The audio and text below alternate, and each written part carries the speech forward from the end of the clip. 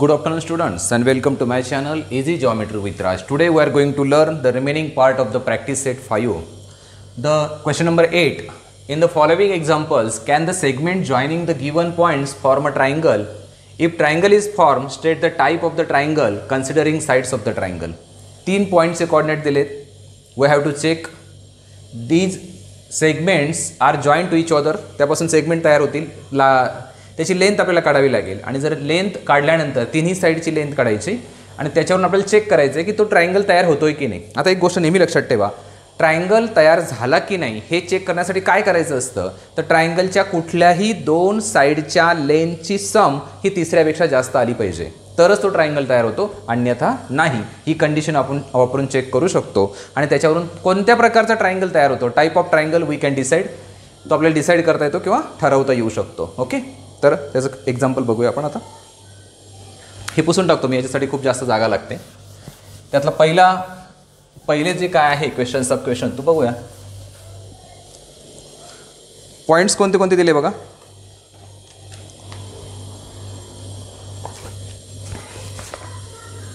Eight 1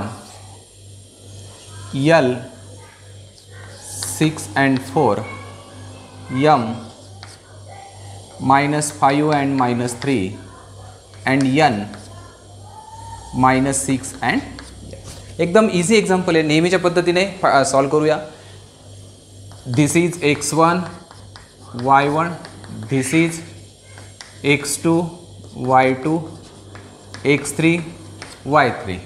okay, मग आता by using distance formula, by using distance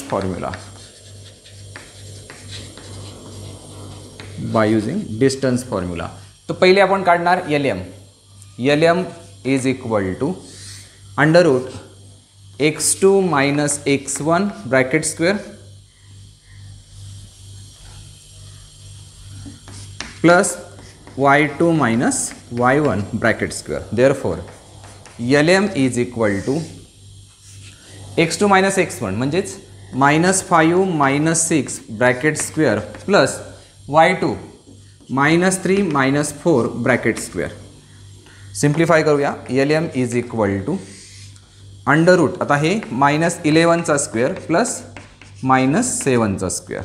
therefore LM is equal to under root 121 plus 49. Therefore LM is equal to under root 50, that is 180. Under root 180. आता याला जर थोडंसं simplify करायचं असेल तर आपण काय करू शकतो की जो परफेक्ट स्क्वेअर असेल याच्यामध्ये फॅक्टर्स पाडताना, तर LM is equal to under root 180चे फॅक्टर काय पडू शकतात की ज्याच्यामध्ये एखादा परफेक्ट स्क्वेअर येऊ शकतो.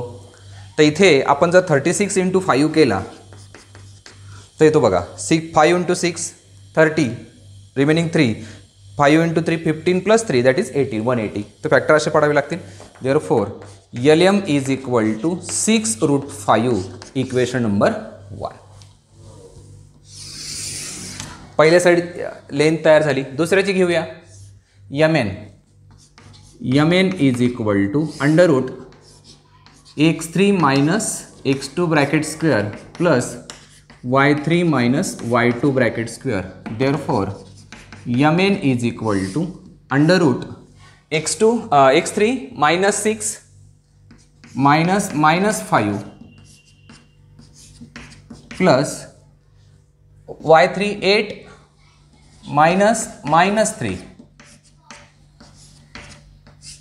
Therefore MN is equal to under root -6 plus 5 bracket square plus 8 plus 3 bracket square. MN is equal to under root -1 bracket square plus 11 bracket square. MN is equal to under root 1 square 1 plus 121, that is MN is equal to under root 122. आता याचे factor जर पाडायचे म्हटले तर 122चे फारसे काही factor पडणार नाही की जे आपल्याला एक सिम्प्लिफिकेशनसाठी उपयुक्त ठरेल. इथले करेक्शन बघा, इथे आपली एक छोटीशी चूक आहे. इथे 170 व्हायला पाहिजे होतं, आणि 170चे काही फॅक्टर पडणारच नाही, त्याला तसंच ठेवावं लागेल. मग 1 म्हणा, √170. इथे 180 नाही होणार तर 170 होईल. इथे पण √122 तसंच ठेवा.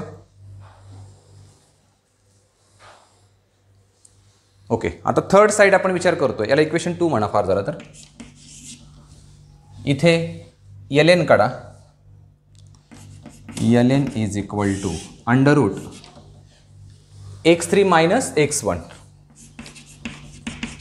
ब्रॅकेटचा square plus y3 minus y1 ब्रॅकेटचा square. Therefore ln is equal to √x3 minus 6 ब्रॅकेटचा square plus 8 minus 4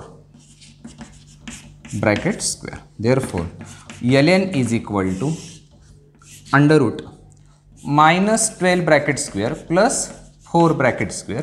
therefore ln is equal to याचा स्क्वेअर 144 प्लस 16 that is ln is equal to √160. Equation number 3. आता तिन्ही इक्वेशन बघा, याचं √170 आला आहे, √170, याचा आला आहे √122 आणि याचा आला आहे √160. आता या ठिकाणी ज्या दोन लहान किमती दिसत आहेत, थोड्या वेळ आपण असं करूया, रूट विसरून जाऊ. फक्त इथे 170 आहे, इथे 160 आहे, इथे 122 आहे. ओके. दोन लहान किमती कोणत्या वाटतात? 122 आणि 160. ह्या दोघांची ॲडिशन 170 पेक्षा जास्त येणार आहे अल्टिमेटली. बरोबर आहे. म्हणजे याचा अर्थ काय होतोय की कोणत्याही दोन बाजू घ्या, ते तिसऱ्या बाजूपेक्षा जास्त आल्या पाहिजे. मग 170 प्लस 122 केला तरी याच्यापेक्षा जास्त आहे, या दोघांची ॲडिशन केली तरी याच्यापेक्षा जास्त आहे, या दोघांची केली तरी याच्यापेक्षा जास्त आहे. म्हणजे या ठिकाणी 3 कंडिशन आपण चेक करतोय. 3 कंडिशन कोणत्या चेक करतोय? lm plus from equation 1 to 3, from equation 1, 2 and 3. याच्यावरून आपल्याला काय दिसतंय की lm प्लस mn या दोघांची ॲडिशन जास्त आहे ln पेक्षा. ही फर्स्ट कंडिशन आपल्याला दिसते. नंतर कुठल्याही दोघांची घ्या, mn प्लस ln घ्या, हे सुद्धा जास्त आहे lm पेक्षा. नंतर ln प्लस lm ही सुद्धा जास्त आहे mn पेक्षा. म्हणजे कुठल्याही दोन बाजूंची ॲडिशन तिसऱ्या बाजूपेक्षा जास्त झाली तर triangle is form. Therefore triangle is form.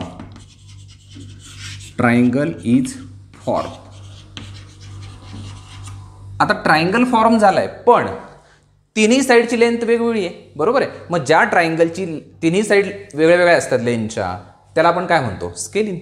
Therefore triangle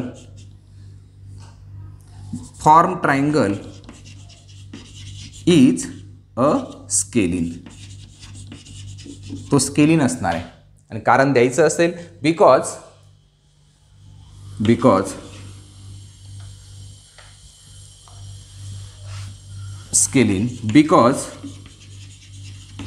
all sides are of different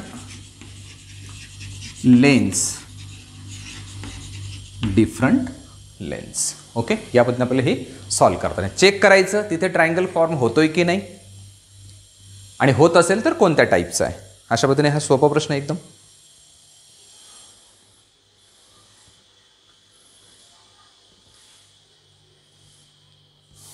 okay. Now see the next example, that is second example of this.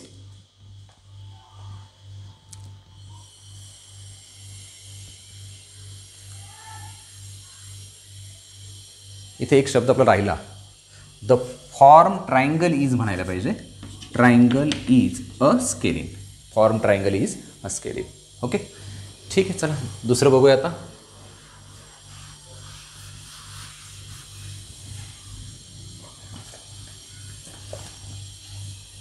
Second example त्यातलं, p -2 -6 q -4 -2 आणि r -5 and 0. Okay. इथे पण आपण distance formula वापरणार आहे. इथे बदलणार आहे PQ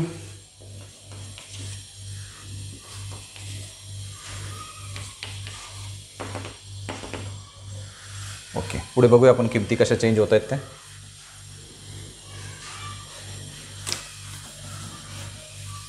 okay, therefore P Q is equal to under root x2 minus x1 that is -4 -2 again -2 येतो म्हणजे ब्रॅकेटमध्ये whole bracket square plus y2 -2 -6 bracket square.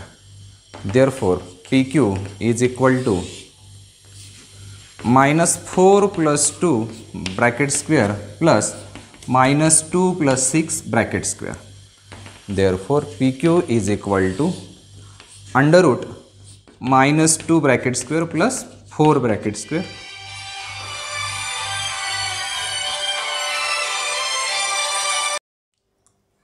Okay, आपण हे कंटिन्यू करतोय म्हणजे इथे आता काय होईल मग.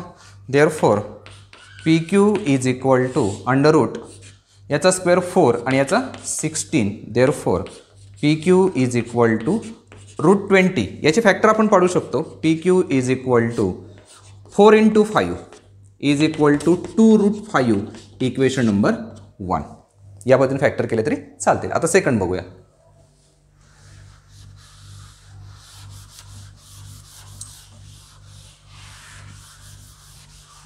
सेकंड बघा, Q R.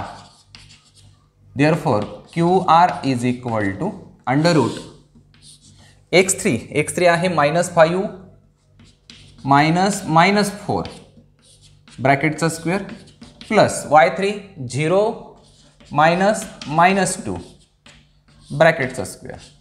Therefore Q R is equal to under root -5 + 4 bracket square plus 0 + 2 bracket square. Therefore Q R is equal to under root -1 चा स्क्वेअर प्लस 2 चा square. Therefore Q R is equal to under root x3 -5 yes -4 0 + 2. Okay, इथे याचा square 1 याचा 4. Therefore Q R is equal to under root 5 equation number 2. Okay, आता third बघूया.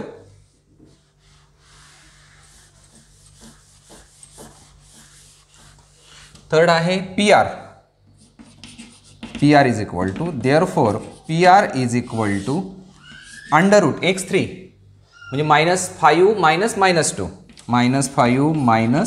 -2 plus y3 -0 -6. Therefore P R is equal to under root -5 + 2 bracket square plus 0 + 6 bracket square. Therefore P R is equal to under root -3 bracket square plus 6 bracket square.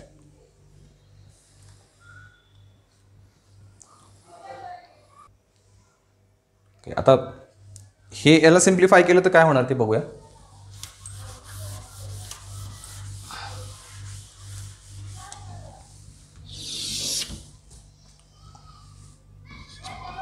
इथे आता therefore P R is equal to root 9 + 36. Therefore P R is equal to root 45. Therefore P R is equal to root 9 × 5. Therefore P R is equal to 3√5 equation number 3.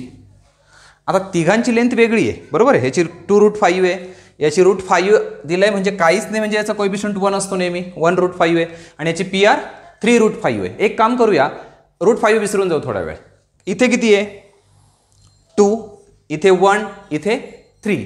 3 sides आपल्याकडे आहेत. Okay, मग आपल्याला काय पाहिजे, कुठल्याही 2 साईडची addition तिसऱ्या साईडपेक्षा जास्त पाहिजे. जर समजा आपण याची ॲडिशन याच्याबरोबर केली तर काय होईल, P Q plus Q R is equal to 2√5 plus 1√5. Therefore P Q plus Q R is equal to 3√5. From equation 3 and 4 काय दिसतंय, या दोघांची ॲडिशन ही कोणा इतकी येते, तिसऱ्या साईड इतकी येते. आणि जेव्हा असं होतं की या दोन सेगमेंटची ॲडिशन तिसऱ्या इतकी येते त्यावेळेस ते पॉईंट्स कोलिनियर असतात. ते पॉईंट्स कोलिनियर असतात म्हणजे ट्रायंगल फॉर्मेशन होऊ शकत नाही. Therefore points Q P Q and R collinear, आणि ते जर कोलिनियर असते तर triangle is not form. Therefore triangle is not formed. Triangle is not formed.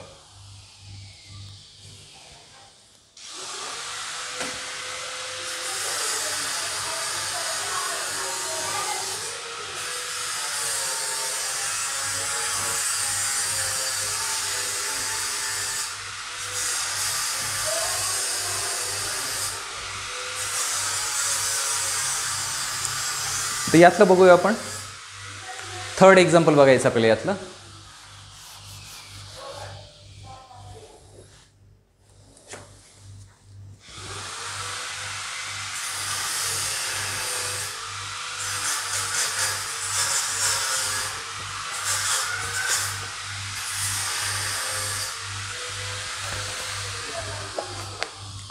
Example number 3. Coordinate of A are √2, B minus √2 minus √2, and C minus √6 and √6. हे coordinates आपल्याला दिले. याच्यावर आपल्याला चेक करायचं ट्रायंगल फॉर्म होतो की नाही.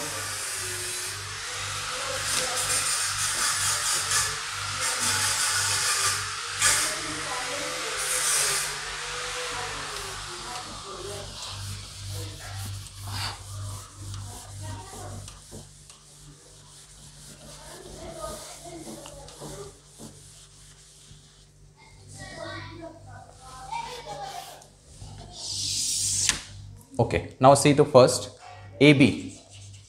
Therefore, AB is equal to under root x2 minus x1, that is minus √2 minus x1 आहे √2 ब्रॅकेटचा square plus y2 minus √2 minus √2 ब्रॅकेटचा square. Therefore, AB is equal to यांची ॲडिशन होईल -1 -2 ब्रॅकेटचा स्क्वेअर प्लस इथे पण तेच होणार आहे ब्रॅकेटचा square. Therefore AB is equal to, आता याचा स्क्वेअर करताना काय होणार आहे, -2चा स्क्वेअर 4 होणार आहे आणि हा फक्त याच्या बाहेर येणार आहे म्हणजेच काय होईल 4 × 2 हे पहिलं प्लस इथे पण तेच होणार आहे 4 × 2. Therefore AB is equal to 8 + 8. Therefore, AB is equal to √16. Therefore, AB is equal to 4. Equation 1.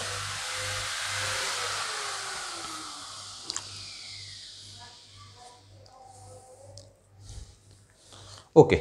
आता बघूया आपण BC. BC equal to this. Therefore, BC is equal to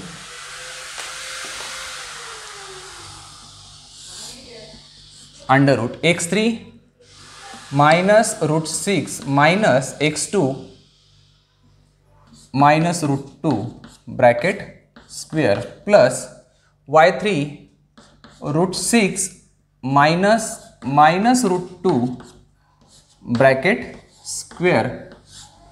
Therefore, BC is equal to under root minus √6 plus √2 bracket square plus √6 plus √2 bracket square.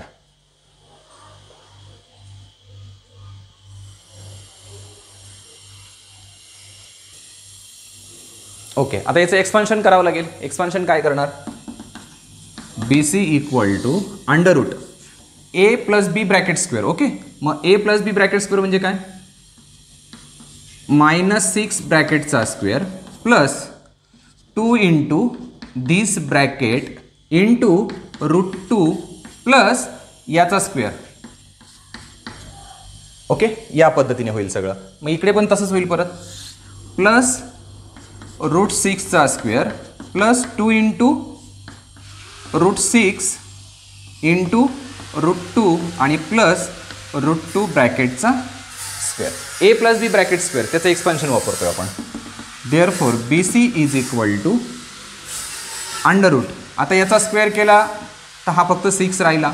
इथे यांचं सगळ्यांचं multiplication होईल तर हे येईल -2 √6 इंटू √2. थोड्या वेळाचं मल्टिप्लिकेशन करू नका, गरज पडणार नाही आपल्याला त्याची. प्लस याचा स्क्वेअर केला तर 2, इथे पण 6 आणि इथे प्लस 2 √6 डॉट √2 आणि प्लस 2 या पद्धतीने. आता हा मायनस आहे आणि तो प्लस आहे म्हणजे ही टर्म कॅन्सल झाली. Therefore BC is equal to under root किती येईल बघा, 6 plus 2 8 plus 6 14 plus 2 that is 16 √16 आणि √16 आपल्याला माहिती आहे. Therefore BC is equal to 4. Equation number 2. असाच आपल्याला काढावं लागेल आता AC. AC is equal to under root x3 minus x1 bracket square plus y3 minus y1 bracket square. Therefore AC is equal to under root x3 काय आपल्याकडे minus √6 minus x1 आहे √2 bracket square plus y3 √6 minus √2 minus √2 ब्रॅकेटचा square.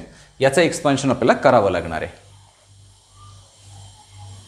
ठीक आहे, आता ही value आपल्याला माहिती आहे AB equal to 4, BC is equal to 4. आता AC काढूया, हे पुसून टाकू आपण. आता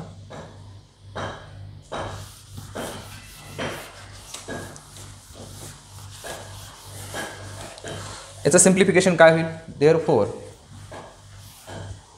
AC is equal to under route,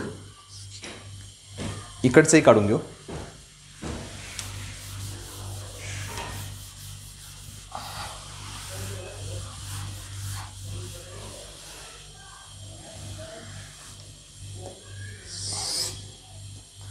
AC. आता इथे एक्सपान्शन करताना परत तेच कोणतं A minus B A plus B कोणतंही चालेल तिथे. मग इथं काय येईल आता, इथं सबस्ट्रॅक्शन असल्यामुळे मायनसचा वापरावा लागेल आपल्याला. म्हणजे मायनस √6 ब्रॅकेटचा square minus 2 into minus √6 into √2 plus √2चा स्क्वेअर प्लस √6चा स्क्वेअर मायनस 2 √6 इंटू √2 प्लस √2चा square. Therefore AC is equal to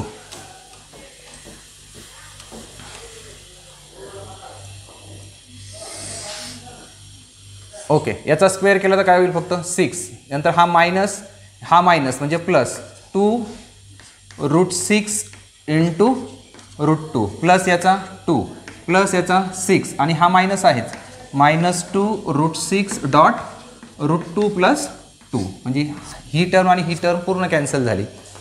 AC is equal to under root 6 plus 2 8 14 and 2 16 again 16. Therefore AC is equal to 4. Equation number 3. From equation 1 2 and 3 AB is equal to BC is equal to AC is equal to 4. तिन्ही side सारख्या आहेत. आणि जेव्हा असं होतं आपल्याकडे definition आहे triangle equilateral ट्रायंगलची का, ज्या ट्रायंगलच्या तिन्ही साईड सारख्या असतात तो इक्विलॅटरल असतो. Bye using definition of equilateral triangle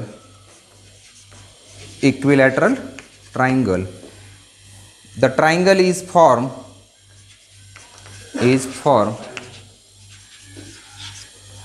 and the type of triangle is the type of triangle is equilateral. Is equilateral. अशा पद्धतीने इक्विलॅटरल ट्रायंगल त्या ठिकाणी फॉर्म होणार आहे. बाकी चेक करायची गरजच नाही. यासाठी आपल्याला काही पॉईंट प्रॉपर्टीज माहीत पाहिजे, त्यावेळेस आपल्याला हे सोपं जातं.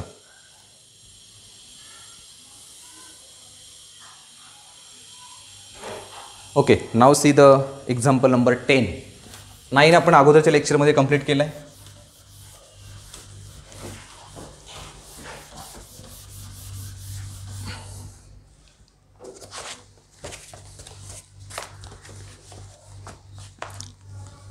number. Show that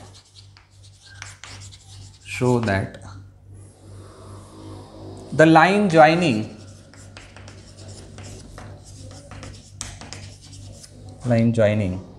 the points A 4 and 8 and B 5 and 5 is parallel to the line joining the points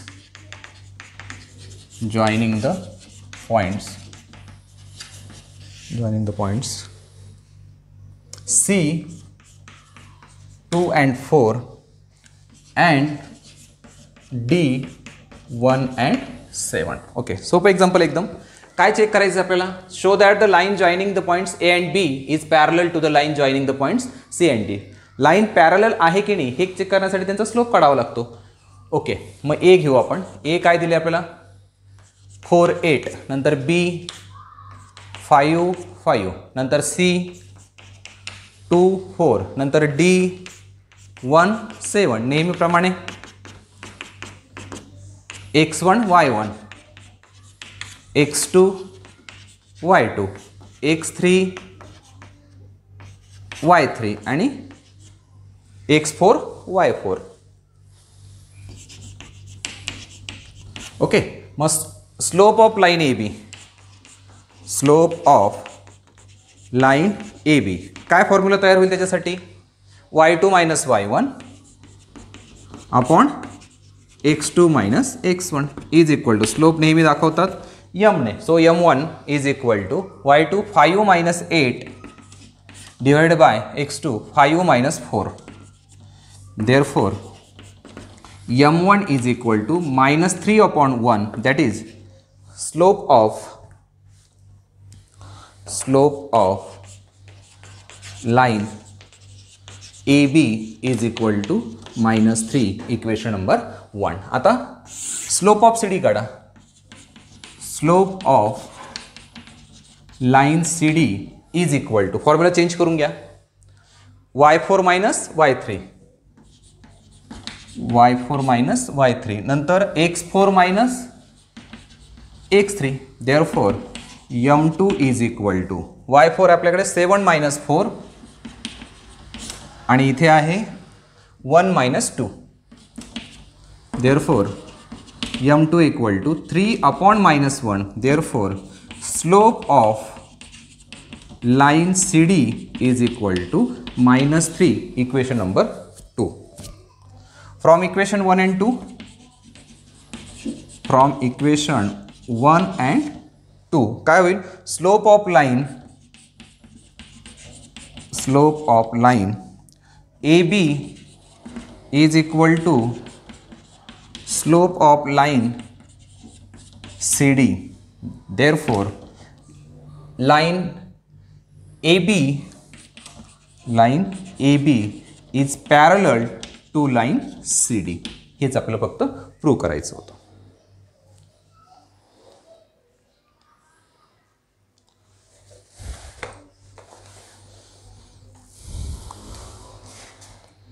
okay, now see the next example number 11.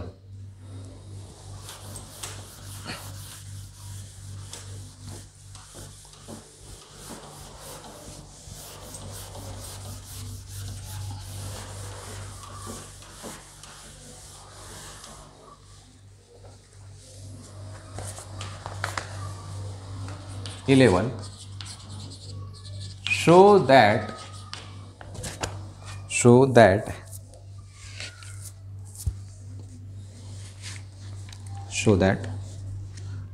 points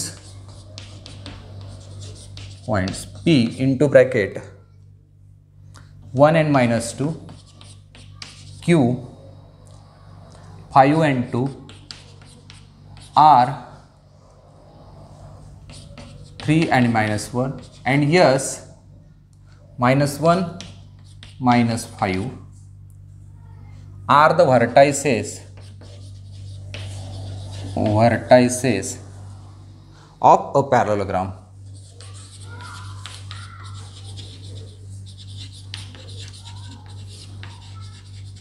check करायचं आपल्याला की हे पॅरलोग्रामचे व्हर्टायसेस आहे. काय कंडिशन असेल पॅरलोग्रामला? अपोजिट साईडच्या दोन पेअर कॉन्ग्रुएंट, म्हणजे त्यांची लेंथ सारखी. चला नेहमीप्रमाणे काढूया. P 1 minus 2, Q 5 and 2, R 3 and minus 1, S minus 1 and minus 5. पुन्हा एकदा चेक करून घेऊया. 1 minus 2, 5 2, 3 minus 1, minus 1, minus 5. Okay. मग याला आपण नेहमीप्रमाणे काय म्हणणार? x1 y1, याचं x2 y2, याच्यासाठी x3 y3, याच्यासाठी x4 y4. ओके. मग आता length bye using distance formula, by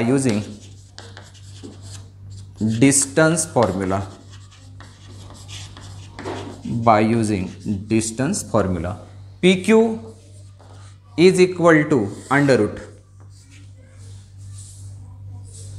किंवा याला अजून एक सेकंड मेथड पण वापरता येईल.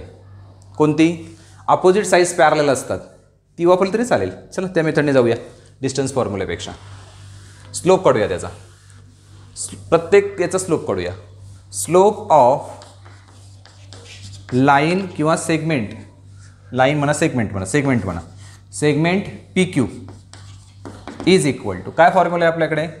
y2 minus y1 upon x2 minus x1 is equal to y2 आहे 2 minus 2, x2 5 minus 1, 2 plus 2 upon 4 upon 4 is equal to 1. Therefore slope of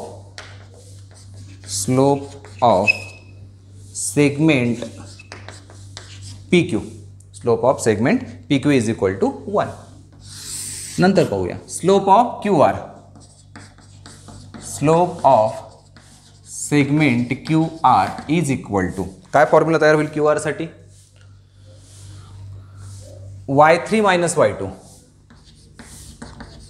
upon x3 minus x2 is equal to y3 आहे आपल्याकडे -1 -2 आणि x3 sorry हां yes -1 -2 okay 3 - 5 is equal to -3 upon -2 that is 3 upon 2. Therefore slope of segment QR equation number 2. आता घ्या RS.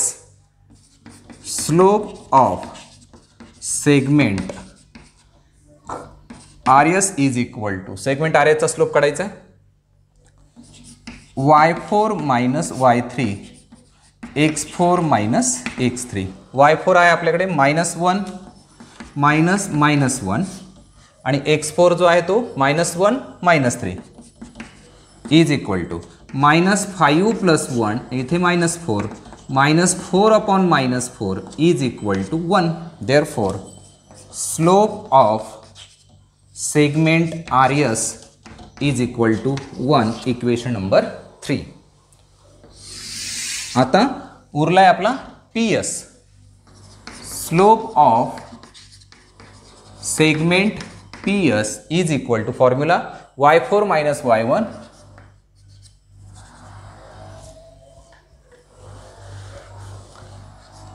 Segment PS y4 minus y1 x4 minus x1 is equal to y4 आहे -5 minus minus two, -5 -2 आणि x4 आहे -1 is equal to -5 + 2 upon -2 -3 upon -2 that is 3/2. Therefore slope of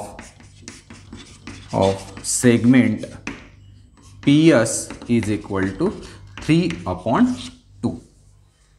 3/2. आता बघा याला equation 1 म्हणायचं आहे आपल्याला. आता याचा स्लोप आणि तो 3 नंबरचा RS त्याचा स्लोप सारखा आहे फ्रॉम इक्वेशन 1 and 2.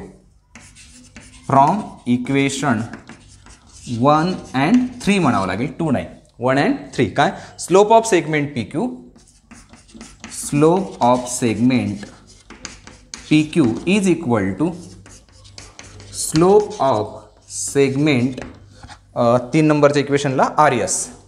आणि जर 2 सेगमेंटचा स्लोप सारखा असेल किंवा त्या लाईन असतील तर ते पॅरलल होतात.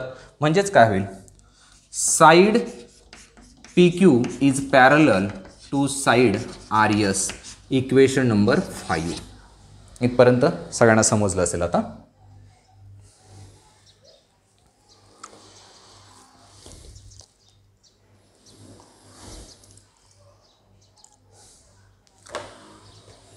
ओके, आता त्यातला पुढचा पार्ट राहिला आपला फ्रॉम इक्वेशन 2 and 4.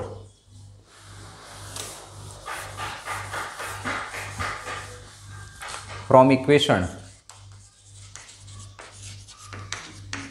2 and 4 काय दिसते आपल्याला 2 and 4 वरून, slope of segment QR, slope of segment QR is equal to slope of segment 4 नंबरला PS.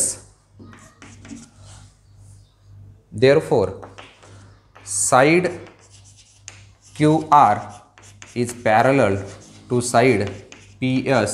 Equation number 6. 5 आणि 6चा विचार करा. फ्रॉम इक्वेशन 5 and 6 आता जर आपण एखादा क्वाड्रिलॅटरल काढला तर तो असा दिसणार आहे, बरोबर आहे. या पद्धतीने समजा आणि सुरुवात केली PQRS. मग आता PQ आणि SR हे अपोजिट साईडची पेअर पॅरलल झाली आहे. PS आणि QR अपोजिट साईडची पेअर पॅरलल झाली आहे. म्हणजेच काय विचार करणार आपण, फ्रॉम इक्वेशन 5 and 6. 5 मध्ये दिला आहे PQ parallel RS, PQ parallel RS and आत्ता इथे घेतलेलं आपण QR parallel PS. Therefore by using definition of parallelogram, therefore points किंवा असं म्हणा quadrilateral PQRS is a parallelogram. तो parallelogram असेल. therefore points P, Q, R and S are vertices of parallelogram. The given points are the vertices of the parallelogram.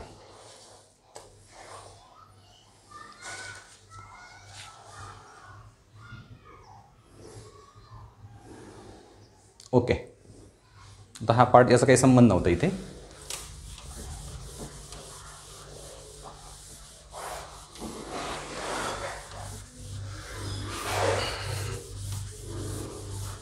या पद्धतीने आपण हे example solve करू शकतो. तुम्हाला डिस्टन्स फॉर्म्युला वापरायचा असेल तर डिस्टन्स फॉर्म्युलाही वापरू शकता, काही अडचण नाही. कुठल्याही पद्धतीने सोडवा, फुल क्रेडिट, फुल मार्क्स त्याला मिळतात.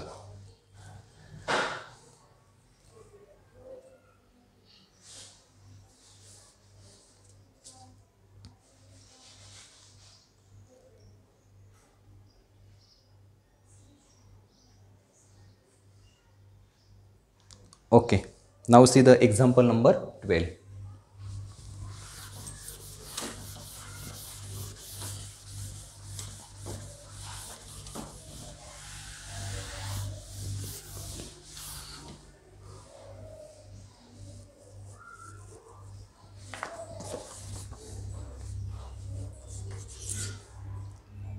Show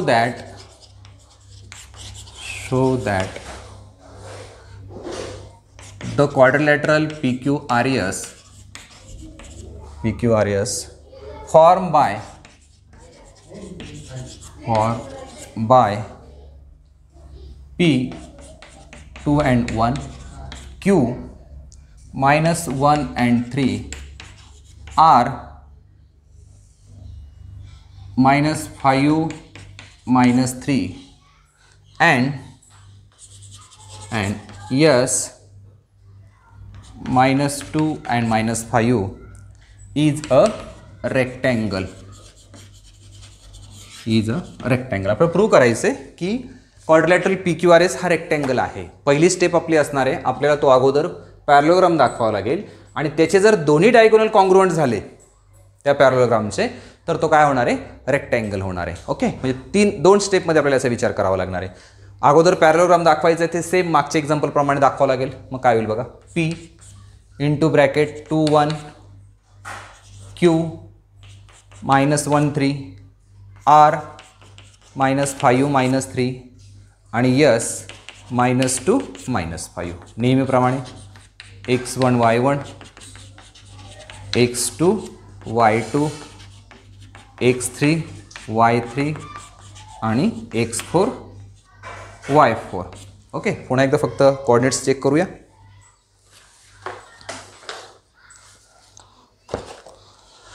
2 1 minus 1 3 minus 5 minus 3 minus 2 minus 5. Okay, आता इथे आपण डिस्टन्स फॉर्म्युला वापरूया. चला सेकंड मेथड वापरू. Bye using distance formula PQ is equal to under root x2 minus x1 bracket square plus y2 minus y1 bracket square. Therefore PQ is equal to under root x2 आहे आपल्याकडे -1 minus 2 bracket square plus 3 minus 1 bracket square. PQ is equal to -3 bracket square plus 2 bracket square. Therefore PQ is equal to under root याचा square केला तर 9, याचा केला तर 4. Therefore PQ is equal to √13. Equation number 1. Second काढूया QR is equal to under root. QR साठी काय असणार आहे मग आता फॉर्म्युला चेंज होईल. x3 minus x2 bracket square plus y3 minus y2 bracket square. Therefore QR is equal to under root x3 -5 minus 1 ब्रॅकेटचा square plus -3 minus 3 ब्रॅकेटचा square. Therefore QR is equal to under root. Okay, -5 plus 1 bracket square plus -6 bracket square. QR is equal to under root -4 bracket square plus -6 bracket square. QR is equal to root 16 plus 36. Therefore QR is equal to √52. याला factors पाडले तरी चालतील, 13 × 4 केला तरी चालेल, करून घेऊ वाटलंच ते. पुढे QR is equal to 4 × 13. Therefore QR is equal to 2√13. Equation number 2. आता पुढचं आहे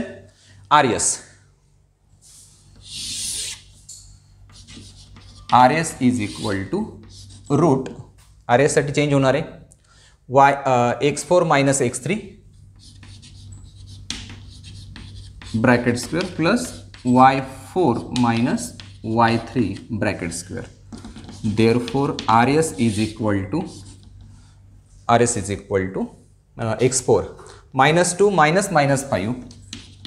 -5 ब्रॅकेटचा स्क्वेअर प्लस y4 -5 -3 ब्रॅकेटचा square. Therefore RS is equal to under root -2 + 5 bracket square plus -5 + 3 bracket square. RS is equal to route 3 square plus -2 square. Therefore RS is equal to 9 + 4. Therefore RS is equal to root 13. Equation number 3. आता उरलाय आपला PS. PS is equal to formula change होईल. x4 - x1 bracket square y4 - y1 bracket square. Therefore PS is equal to x4 आता -2 ब्रॅकेटचा square plus y4 -3 - 1 therefore PS is equal to under root -4 bracket square plus -4 bracket square. Check करूया. शेवटच्या याच्यामध्ये correction बघा. y4 जो आहे तो आपल्याकडे -4 आहे, सॉरी -5 आहे. -5 -1 पाहिजे इथे याच्याऐवजी -5 पाहिजे, म्हणजेच तो -6 होणार आहे. -6. Therefore PS is equal to under root 16 + 36. 16 + 36 इथपर्यंत कंप्लीट करा. पुढचं बघूया आपण.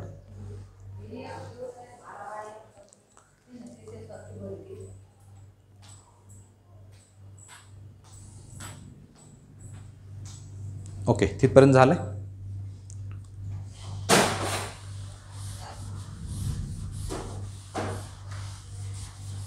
परत आता त्याची सिम्प्लिफिकेशन करून घेऊ. Therefore PS is equal to root 52 म्हणजेच 2√13 इक्वेशन नंबर 4. ओके, 1 आणि 3 कम्पेअर करा. From equation 1 and 3. From equation 1 and 3 that is PQ is equal to RS. PQ is equal to RS. याला इक्वेशन 5 म्हणा. फ्रॉम इक्वेशन 2 and 4 2 काय दिलं आपल्याला QR. दोघांसारखी किंमत आहे PS. इथे लिहिलं आपण PS. Okay, equation number 6. आता जर फिगर काढली आपण तर आपल्या लक्षात येतं की ह्या अपोजिट साईडच्या पेयर्स आहेत. फ्रॉम इक्वेशन 5 and 6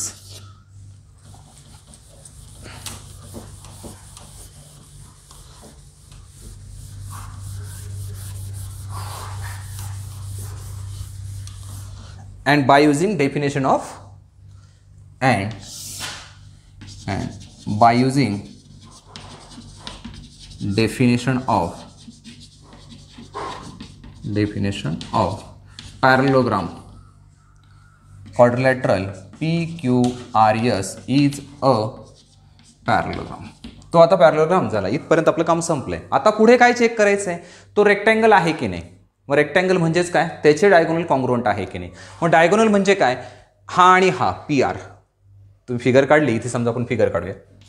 अशी फिगर जर काढली PQRS, मग डायगोनल कोणते होतील, QS आणि PR. मग पहिले PR घेऊ, नंतर QS ची लेंथ काढूया. PR काय लेंथ येईल बघू. PR is equal to under root. PR काय येतोय, x3 - x1 ब्रॅकेटचा square plus y3 - y1 bracket square. Therefore PR is equal to under root x3 आहे आपल्याकडे -2 ब्रॅकेटचा स्क्वेअर प्लस y3 आहे -3 - 1 ब्रॅकेटचा square. Therefore PR is equal to under root -7 bracket square plus -4 bracket square. PR is equal to under root 49 plus 16. Therefore, PR is equal to root 65. Equation number 7. तसंच आपल्याला काढावं लागेल आता QS. QS is equal to under root. QS साठी x4 - x2 bracket square plus y4 - y2 bracket square. QS is equal to x4 -2 -1 -2 -1 ब्रॅकेटचा square plus x4 - x2 बरोबर आहे, -2 -1 okay. आणि y4चा -5 -3 -5 -3 ब्रॅकेटचा स्क्वेअर. सिम्प्लिफाय करूया.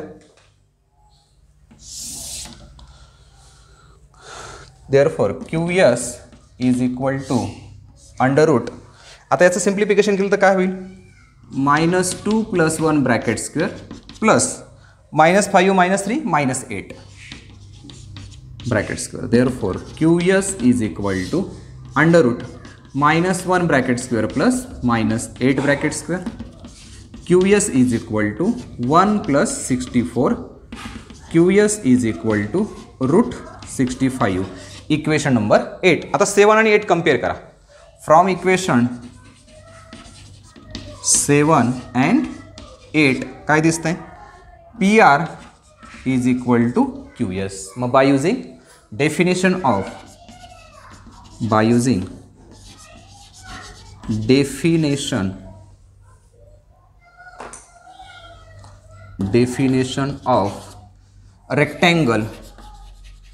definition of rectangle, quadrilateral PQRS is a rectangle. आणि शेवटची ती एक ओळ लिहून टाका. पॉईंट्स PQRS नाही, रेक्टँगल प्रूव्ह करायचं आहे. संपला विषय तिथपर्यंत. Quadrilateral PQRS is a rectangle.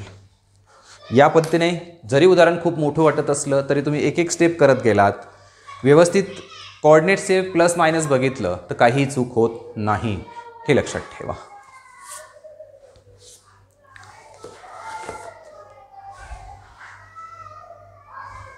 Okay, एवढं मला वाटतं पुरेसे आजच्या लेक्चर पुरतं. पुढचे जे आहे 13 पासून 22 पर्यंत त्याचं पुढचं लेक्चर आपण तयार करूया. तर या पद्धतीने सगळे एक्झाम्पल्स आपण कवर करतोय हे टॉपिकमधले. लवकरच 1 ऑक्टोबरपासून आपण प्रॅक्टिस टेस्ट सुरू करतोय. त्यामध्ये या सगळ्या आता जवळजवळ फर्स्ट टर्मचा सिलेबस आपला कवर होतोय. हे प्रॉब्लेम सेट संपला की फर्स्ट टर्मचा सिलेबस कवर होईल आपला. फर्स्ट टर्मसाठी मॅथ 2चे 5 चॅप्टर आहेत आणि मॅथ 1चे 4 चॅप्टर असणार आहेत. म्हणजे दिवाळीपर्यंतचा सिलेबस आपला ह्या 2-4 दिवसामध्ये पूर्ण होणार आहे. आणि 1 ऑक्टोबरपर्यंत आपल्याला काही रिव्हिजन टेस्ट घ्यावे लागतील की ज्याच्यामुळे आपल्याला पूर्ण चॅप्टर लक्षात येईल. तर त्याचं प्लॅनिंग आपण नंतर करणार आहे. आणि रोजचं काम रोज पूर्ण करा. पेंडिंग ठेवलं तर ते पुढे कवर करणं खूप अवघड जाईल. Okay, thank you.